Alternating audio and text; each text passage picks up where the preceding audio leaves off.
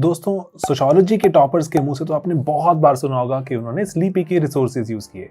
तो लेकिन ऐसे भी कुछ टॉपर्स हैं जो सोशो ऑप्शनल से नहीं है। वो क्यों स्लीपी का नाम लेते हैं? दोस्तों, हम स्लीपी क्लासेस में जीएस एक्सटेंसिवली कवर करते हैं। ना सिर्फ यूट्यूब में डेली 4 वीडियोस आते हैं दोस्तों वहां पर, बल्कि हमारे पेड मॉड्यूल्स हैं। आज भी भारत के most cost effective paid modules systematically coverage करते हैं पूरे जो जीएस को, एंड मेंटरिंग भी अब तो शामिल है। दोस्तों, मैं आपको इनवाइट करता हूं इस पूरी जर्नी में जो कि भारत के ग्रास रूट से क्रिएट कर रही है अब टॉपर्स।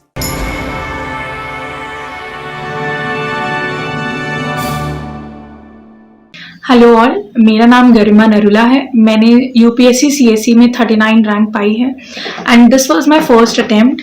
और मेरा ऑप्शनल रहा है सोशियोलॉजी और मेरा ग्रेजुएशन रहा है English literature from Hindu college Delhi university.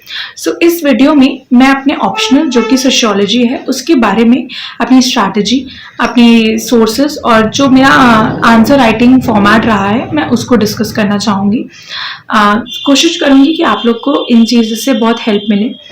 For sociology, first I will talk about what all books I have followed. तो सोशियोलॉजी, क्योंकि मेरा पेपर प्रीलिम्स से पहले मैंने सिर्फ पेपर 1 नितिन सांगवान सर्स की एसेंशियल्स ऑफ सोशियोलॉजी बुक से रेफर करा हुआ था। I just made one complete reading of essentials of sociology paper 1 का। उस रीडिंग से मुझे बहुत ज़्यादा अंडरस्टैंडिंग तो नहीं हुई थी फर्स्ट रीडिंग से, बट उस रीडिंग से मैंने एक एक्सट्रीम नोट्स बना लिए थे। उस नोट्स को जहाँ जहाँ जो जो टॉपिक्स मुझे समझ नहीं आते थे उसको मैं गूगल या यूट्यूब से रेफर कर लेती थी। तो क्या होता था कि जैसे जो चीज़ें मुझे समझ आ गई सर की बुक से ही, तो मैं वहीं पे पढ़ के अंडरलाइन कर लेती थी, और जो चीज़ मुझे नहीं समझ आ रही उसको मैं गूगल से रेफर कर लेती थी या फिर अपने यूट्यूब पे कुछ वीडियो से समझ लिया। तो आई वुड सजेस्ट कि आप जब नोट्स बनाएं तो कोशिश करें कि एटलीस्ट आपने उस चीज़ के लिए 2 या 3 रीडिंग्स कर ली हो, तभी आप वो शॉर्ट एंड क्रिस्प नोट्स बना पाएंगे। और पेपर 2 के लिए मैंने प्रीलिम्स के बाद ही अपना पेपर 2 स्टार्ट किया है। अगेन फॉर पेपर 2 मैंने नितिन सांगवान सर्स की एसेंशियल ऑफ सोशियोलॉजी बुक को रेफर किया, उसको अपना बेस बनाया। और मैंने क्या किया, सोशियोलॉजी के लिए मैंने अपना सारा मेंस का सिलेबस प्रिंट करवा लिया था हार्ड कॉपी में। तो अब पेपर 2 को मैंने अपनी first reading essentials of sociology वाली बुक से रेफर करी। अलॉन्ग विद दैट अब मैंने क्या किया, उसके बाद जो जो चीज़ें मुझे समझ नहीं आ रही थी उसको मैंने नोट डाउन करना स्टार्ट कर दिया in a copy in a register A4 sheet पे, ताकि मुझे पता चल जाए कि मुझे ये टॉपिक समझ नहीं आ रहे हैं। तो उस चीज़ के लिए मैं कभी कभी और रेफरेंस जैसे कि गूगल हो गया या यूट्यूब हो गया वहाँ से रेफर कर पाती थी, बट पेपर 2 के लिए मेरे पास थोड़ा कम टाइम था क्योंकि मुझे मेन से पहले कंप्लीट करना था। तो पेपर 2 के लिए मैंने सांगवान सर की बुक से बार बार पढ़ा। I took at least 3 readings before making any notes बनाने से पहले मैंने प्रीलिम्स के बाद 3 रीडिंग करी। फर्स्ट रीड ऑब्वियसली स्लो था, but second and third reading fast forward में करा, ताकि मुझे एक बार सिलेबस का, एक बार टॉपिक का, एक बार थिंकर्स का आइडिया लग जाए। उसके बाद आफ्टर थर्ड रीडिंग मैंने अपने नोट्स बनाने स्टार्ट करे पेपर 2 के लिए।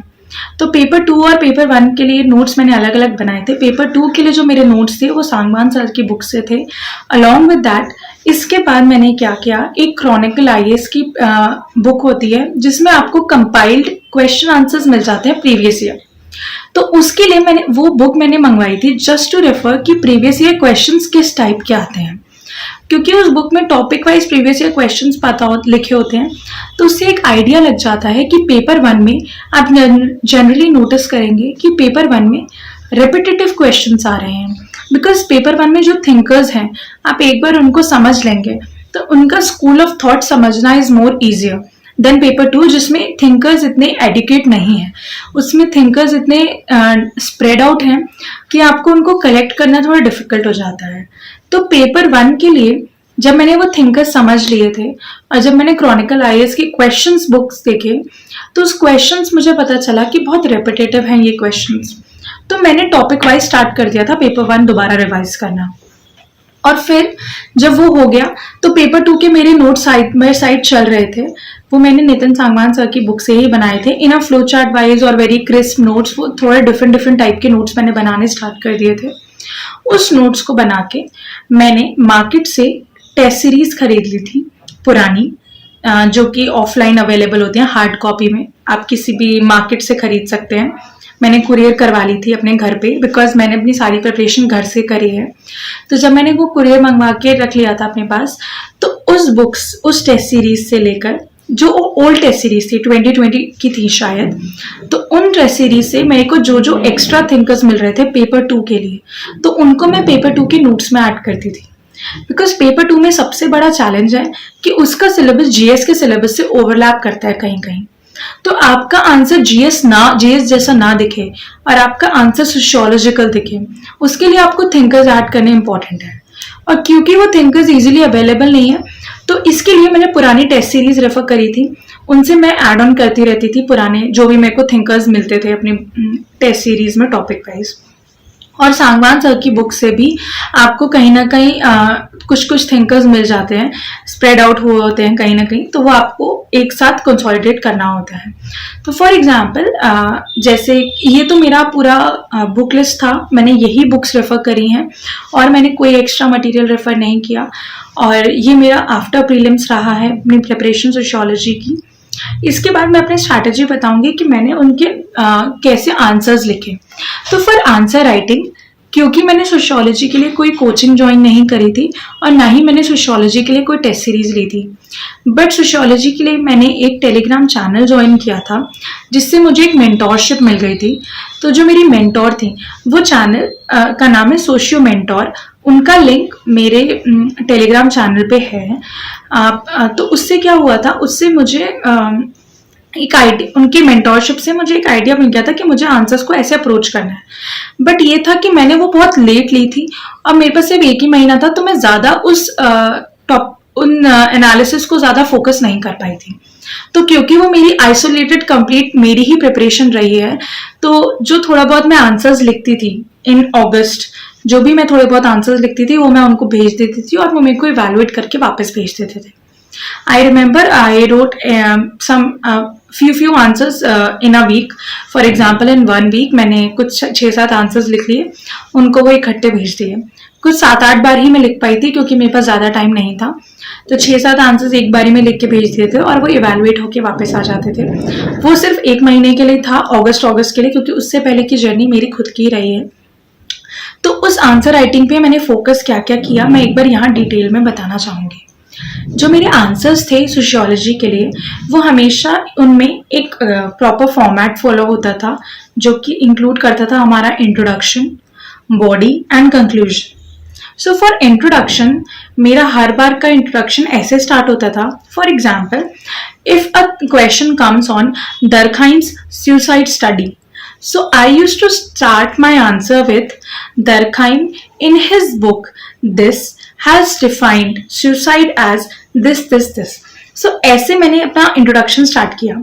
जो भी क्वेश्चन के रिलेटेड था टॉपिक, हर क्वेश्चन का मैंने पहले स्टार्टिंग में इंट्रोडक्शन में उनका डेफिनेशन बताया। If the question is related to caste, अगर कास्ट से रिलेटेड क्वेश्चन आ रहा है या ट्राइब से रिलेटेड क्वेश्चन आ रहा है या एनीथिंग रिलीजन से रिलेटेड क्वेश्चन आ रहा है या पॉलिटिक्स से रिलेटेड क्वेश्चन आ रहा है, तो उसमें मैं सबसे पहले थिंकर और उनकी बुक का नाम और उनकी डेफिनेशन ऐड करती थी। सो वो इंट्रोडक्शन 3 लाइन्स का होता था, 3 या 3.5 लाइन्स का, उसमें वो बुक का नाम, थिंकर और उनका डेफिनेशन आ जाता था। मेजॉरिटी प्लेसेस में बुक का नाम अवेलेबल है, जहां बुक का नाम अवेलेबल नहीं है वहां आप मिस कर सकते हैं, बट क्योंकि मुझे याद हो गए थे बुक के नेम्स तो मैंने ऐड कर लिए थे। कभी ऐसा होता है कि हमें याद नहीं होते तो इट्स कम्प्लीटली ओके, बट आप थिंकर का नाम अगर ऐड करेंगे उनकी डेफिनेशन के साथ तो वो एक आपको एक्स्ट्रा मार्क्स देगा, और अगर आप बुक्स ऐड करेंगे तो एक वो एक्स्ट्रा एज देगा आपको। तो वो मैंने रेफर किया था। अलॉन्ग दैट जहां जहां वो थिंकर्स की बुक्स अवेलेबल हैं मैंने वो लिखी। अगर आपको ऐसा मुश्किल होता है याद करना तो आप एक काम कर सकते हैं, जो बहुत छोटी सी स्ट्रैटेजी, कि एक प्रॉपर शीट पे हर थ्योरी का, जो भी आप थ्योरी पढ़ रहे हैं, फॉर एग्जांपल रिलीजन, तो उनके थिंकर्स प्लस उनकी बुक का नाम और उनकी डेफिनेशन नोट कर लीजिए। उससे क्या होगा, जब आप बाद में वो पेपर अटेम्प्ट करने जाएंगे उसके 15 दिन पहले आप जब चीजें रिवाइज कर रहे होंगे तो आपके सामने वो शीट होगी, तो वो आपको इमिडिएटली मेमोराइज हो जाएगा। तो for this I started doing this, and मुझे जैसे दरखाइम की सुसाइड की definition, Durkheim's religion definition, Max Weber's religion definition, तो this is all I started. In every answer, I wrote the introduction as in the form of definition first. चाहे वो paper 2 हो चाहे वो पेपर 1 हो, मैं ऐसे ही स्टार्ट करती थी. उसके बाद इन द बॉडी मेरा एक स्ट्रैटेजी था कि बॉडी में जितने भी क्वेश्चन से रिलेटेड थिंकर्स होते थे विच वर वेरी रेलिवेंट. ये नहीं कि मैं कोई टॉपिक से हट के थिंकर्स ऐड कर रही हूँ या उस थिंकर ने उस टॉपिक से रिलेटेड बात नहीं की तो मैं उनको ऐड कर रही हूँ. नहीं, ऐसा बिल्कुल नहीं था. जो भी उस टॉपिक से थिंकर रिलेटेड था मैं उनके थॉट्स को और उनके वर्ड्स को लिख लेती थी अपनी बॉडी में. जब आप अपने सोशियोलॉजिकल आंसर्स में थिंकर्स ऐड करेंगे तो वो आपका आंसर जीएस टाइप नहीं लगेगा, क्योंकि हमें अपना ऑप्शनल और जीएस का पेपर अलग अटेम्प्ट करना होता है और हम नहीं चाहते कि जीएस टाइप हम ऑप्शनल में आंसर लिखें. तो उसके लिए हमें थिंकर्स इंपॉर्टेंट है या फिर school of thoughts. So there was one another strategy that I followed in the body. If अगर मेरे पास कहीं पे थिंकर्स नहीं है, पेपर 1 में आपके पास थिंकर्स बहुत अवेलेबल होते हैं. अगर आप रिलीजन देखें तो वहां पर आपने कार्ल मार्क्स ने भी थिंकर के बारे रिलीजन के बारे में बोला है, दरखाइम ने भी बोला है, वेबर ने भी बोला है, तो वो आप ऐड कर सकते हैं. और even in the power definitions वहां पर भी डिफरेंट स्कूल ऑफ थॉट्स हैं, सबके थिंकर्स हैं. जे.डब्ल्यू. मिल्स ने बोला है, कार्ल मार्क्स ने बोला है, तो वो आप ऐड कर सकते हैं. बट जब आप पेपर 2 में आते हैं तो पेपर 2 में क्या होता है कि हमारे पास उतने सिलेबस और उतना थिंकर्स नहीं होते और पेपर 2 हमारा थोड़ा जीएस टाइप का होता है. तो उसको जीएस से डिफरेंशिएट करने के लिए जहां जहां मुझे थिंकर्स मिल जाते थे वहां तो I used to add thinkers, but जहां थिंकर्स नहीं मिलते थे मैं उसको पर्सपेक्टिव वाइज आंसर अप्रोच करती थी या फिर स्कूल ऑफ थॉट कह सकते हैं आप उसे, वो आप टर्म है जो आप यूज करें. तो I used to write in a perspective mind wise. For example there was any question comes, कोई भी क्वेश्चन आए कि अगर हमें पेपर 2 में women से रिलेटेड टॉपिक लिखना है तो women के related whatever I use to do is I use to add in the body part from Marxist perspective this and this is the problem with respect to women. From functionalist perspective, this and this is the problem.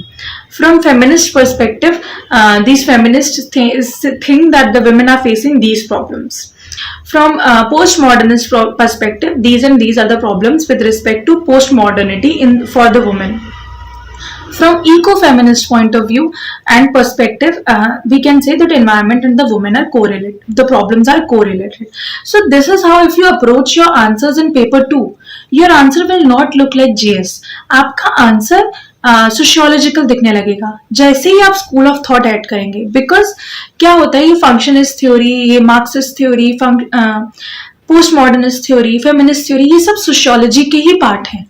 तो जब आप वो add करते हैं तो आपका sociology का answer more sociological दिखने लगता है. और कंक्लूजन में आप हमेशा पॉजिटिव अप्रोच में एंड करें और कोशिश करें कि जब क्वेश्चन ओपन एंडेड हो, whenever the question is open ended, that is what my mentor told me, कि जब आपका क्वेश्चन ओपन एंडेड होता है तो ओपन एंडेड क्वेश्चन में आप कंक्लूजन में थिंकर्स ना लिखें. जब आपका क्वेश्चन किसी स्पेसिफिक थिंकर से रिलेटेड होता है तो वहां आप कंक्लूजन में थिंकर मेंशन कर सकते हैं. बट मैंने यही किया कि हर आंसर में अपना कंक्लूजन बहुत पॉजिटिव रखा. So this is how I approach my answer writing in sociology. मैंने अपने सोशियोलॉजी में सारे आंसर्स कंप्लीट किए थे और यही मेरी बुक लिस्ट थी. छोटी सी नितिन सांगवान सर की essential of sociology book was the base. उसके बाद मैंने डिफरेंट कंटेंट से ऐड किया, जैसे वेबसाइट्स, गूगल, और कुछ भी मटेरियल जो ऑनलाइन अवेलेबल हो फ्री, और कुछ भी मटेरियल जो मार्केट में ऑफलाइन अवेलेबल हो फ्री, जैसे कि कोई भी टेस्ट सीरीज पुरानी, अभी की नहीं पुरानी, तो वो मैंने रेफर करके एक कंसोलिडेटेड अपने नोट्स बना लिए थे स्पेसिफिकली फॉर पेपर 2, क्योंकि पेपर 2 में कंटेंट का सबसे बड़ा इशू आता है. पेपर 1 में आपके पास सामने पूरा कंटेंट रहता है और क्योंकि रिपीटेटिव क्वेश्चंस होते हैं. तो कोशिश करिए आप प्रीवियस ईयर क्वेश्चंस एनालाइज करिए सोशियोलॉजी के लिए, और प्रीवियस ईयर क्वेश्चन करने के बाद टॉपिक वाइज पेपर्स को अप्रोच करें, क्वेश्चंस को अप्रोच करें. जैसे टुडे आप आज एक थिंकर कर रहे हैं, for example you are doing GS गुरेस thinker today. So after today कोशिश करिए 2 दिन के बाद आप जीएस गुरे सर के जो भी क्वेश्चंस हो उस टॉपिक से रिलेटेड, जीएस गुरे कास्ट, जीएस गुरे ट्राइब, तो वो आप अटेम्प्ट करें ताकि उससे लग जाए कि आप कितना उस पेपर और इस टॉपिक को समझ पाए हैं. तो answer writing is very important. Follow a proper plan and format for answer writing. और कीवर्ड्स अंडरलाइन करें, जो कि इससे आपको क्या आपके आंसर्स, आपके पर्सपेक्टिव्स हाईलाइट होंगे. जहां पर आप थिंकर लिख रहे हैं तो थिंकर को अंडरलाइन करें. आप पर्सपेक्टिव लिख रहे हैं तो वहां पर्सपेक्टिव को अंडरलाइन करें. आप किसी भी थिंकर की बुक लिख रहे हैं तो उसको सिंगल कोटेशन मार्क में ऐड करके अंडरलाइन करें. इससे क्या होगा, आपकी चीजें हाईलाइट होंगी. जहां पर आपके आंसर्स में वैल्यू एडिशंस हाईलाइट होंगे वो आपको यूनिक और एक्स्ट्रा मार्क्स देंगे. My optional marks were 291, 144 in paper 1, 147 in paper 2. सो मैंने अपना पेपर 1 और पेपर 2 ऐसे ही अप्रोच किया है. इस 3 मंथ्स में मैंने अपना पूरा पेपर 1 पेपर 2 प्रिपेयर करा. उसके बाद मैंने वो आंसर्स लिखे और मैंने अपना फाइनल कंसोलिडेटेड नोट्स बना लिए थे, बहुत ही क्रिस्प नोट्स, जिसमें क्या होता था कि हर टॉपिक वाइज मैंने थिंकर्स लिख लिए थे. फॉर एग्जाम्पल, मैंने पहले भी डिस्कस किया कि अगर मैंने ऊपर टॉपिक डाला रिलीजन, तो उस रिलीजन के बाद जो जो थिंकर ने शॉर्ट में जो जो वर्ड्स कहे हैं उनके वर्ड्स मेंशन कर लिए. उससे क्या होता था, एक जगह पे मेरे पास इकट्ठा हो जाते थे सारे थिंकर्स, तो वो मुझे बार बार डाइव इन नहीं करना पड़ता था. और कुछ नए थिंकर्स आते थे तो मैं वहां ऐड कर लेती थी. So this is how I prepared my sociology. And I wish all the aspirants to do very best in sociology. It's a great subject. This teaches you a lot. So specifically for optional ना, आप कोशिश करिए कि आप अपना optional वो choose करें जो आपके लिए बहुत इंटरेस्टिंग रहे और जिसमें आपको कंटिन्यूस डेप्थ में पढ़ सके. बिकॉज ऑप्शनल इज समथिंग जो आपको मार्क्स देगा, जो आपको रैंक देगा. Optional ethics and essay paper fetches you the rank. So उसके लिए आप कोशिश करिए कि बहुत एफर्ट्स डालें. जीएस के लिए तो एफर्ट्स हमने डालने ही हैं, बट ऑप्शनल क्योंकि हमें डेप्थ में पढ़ना होता है तो उसके लिए एक्स्ट्रा एफर्ट्स डालने पड़ते हैं. तो कोशिश करिए, राइट करिए, लिखें. जो चीज़ आपको याद नहीं रही आप उसको लिख के प्रिपेयर करें. उसके लिए कंसोलिडेटेड नोट्स बनाएं. और जब आप पेपर अटेम्प्ट करने जा रहे होते हैं, कोशिश करिए कि उससे पहले एटलीस्ट 25 डेज पहले तक आपके पास एक कंसोलिडेटेड नोट्स हो जो बहुत क्रिस्प हो, बहुत छोटे, जिनको आप एंड टाइम पे रिवाइज कर सकें जिस दिन आपका पेपर हो, क्योंकि वो थिंकर्स आपको उस टाइम रिवाइज करने में बहुत हेल्प मिलेगा. So this is how I have approached my optional sociology and I wish all the aspirants very best for your paper and for your optional and do well and stay motivated. Follow limited resources and try to do value additions wherever possible. So if anyone wants to have my look at the Telegram channel, because I have shared some strategies, what all I have strategies followed sociology के लिए और कोई GS के लिए, तो मैंने दोनों strategies अपनी share करी हैं और sample आंसर्स भी शेयर कर रहे हैं सोशियोलॉजी के on my official Telegram channel, जिसका नेम है गरिमा नरूला AIR 39 UPSC CSE 2022 और यूजर नेम है गरिमा_नरूला. उसमें मैंने अपना कुछ सैम्पल एसेज भी शेयर करे हैं और सैम्पल सोशियोलॉजी के आंसर्स भी शेयर करे हैं, तो आप वो रेफर कर सकते हैं. And if you want you can get connected with me on different platform. And also I would like to thank DKT team for inviting me here and giving this opportunity to give a message to all the aspirants and motivate others. Thank you so much.